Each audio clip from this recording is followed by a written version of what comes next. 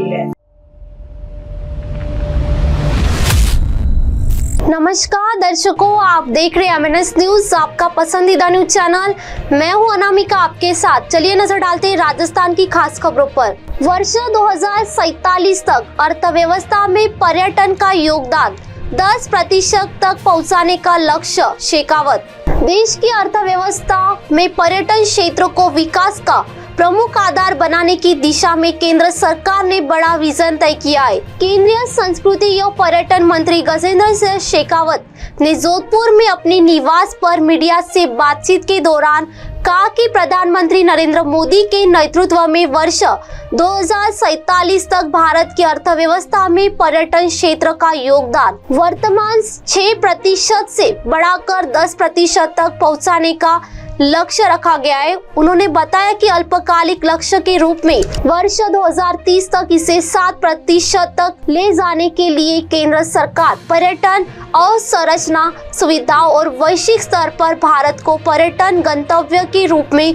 स्थापित करने की दिशा में तेजी से काम कर रही है। शेखावत ने कहा कि पर्यटन एक विकेंद्रीकृत अर्थव्यवस्था का सशक्त माध्यम है, जिससे विकास का लाभ सीधे स्थानीय लोगों तक पहुंचता है और होटल, परिवहन, हस्तशिल्प, खान पान, स्थानीय उत्पादों सहित कई क्षेत्रों में रोजगार और आय के नए अवसर सृजित होते हैं। उन्होंने कहा कि कृषि के बाद सबसे अधिक रोजगार देने की क्षमता पर्यटन क्षेत्र में है। इसके साथ ही उन्होंने केंद्र सरकार की आर्थिक उपलब्धियों का उल्लेख करते हुए कहा कि 25 करोड़ से अधिक लोग गरीबी रेखा से बाहर आए हैं। देश की अर्थव्यवस्था वर्ष 2014 की तुलना में 2 गुने से अधिक आकार की हो चुकी है और घरेलू पर्यटन में भी उल्लेखनीय वृद्धि दर्ज की गई है। वहीं राजस्थान में स्थानांतरण प्रक्रिया पर उन्होंने कहा कि अधिकांश पात्र कर्मचारियों को स्थानांतरण का लाभ मिल चुका है और शेष मामलों पर भी नियमानुसार कार्रवाई जारी है। के योजनाओं का विकास, उनको धरातल पर उतारना, ये सब प्रत्यक्ष रूप से राज्य सरकार के इनिशिएटिव पर होता है।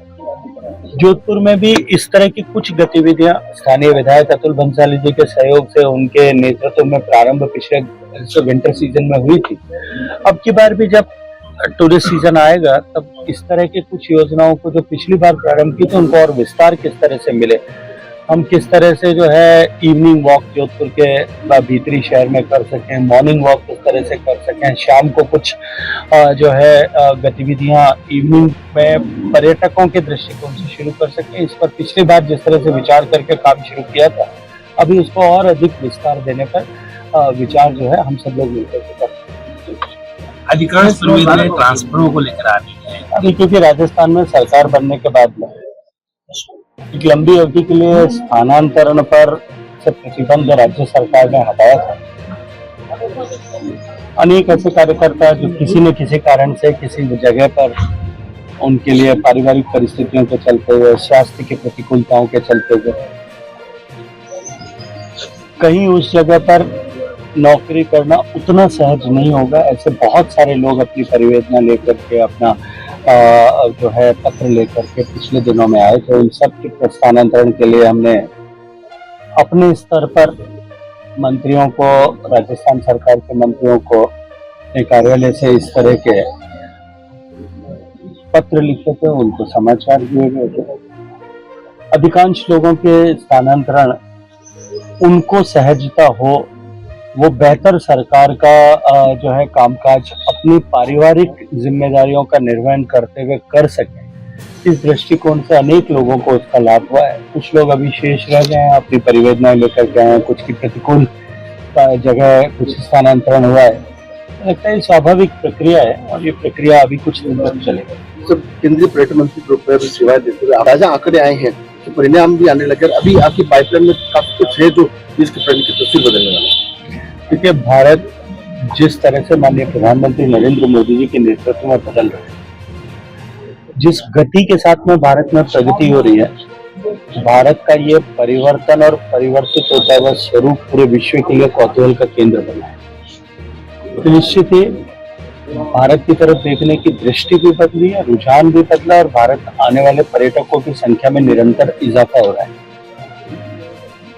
जिस तरह से माननीय प्रधानमंत्री जी के नेतृत्व में सामान्य मानवीय के जीवन में परिवर्तन लाने के लिए योजनाओं को प्रभावी रूप से धरातल पर उतारा गया, उस सब के चलते हुए 25 करोड़ से ज्यादा लोग गरीबी की रेखा से बाहर निकले।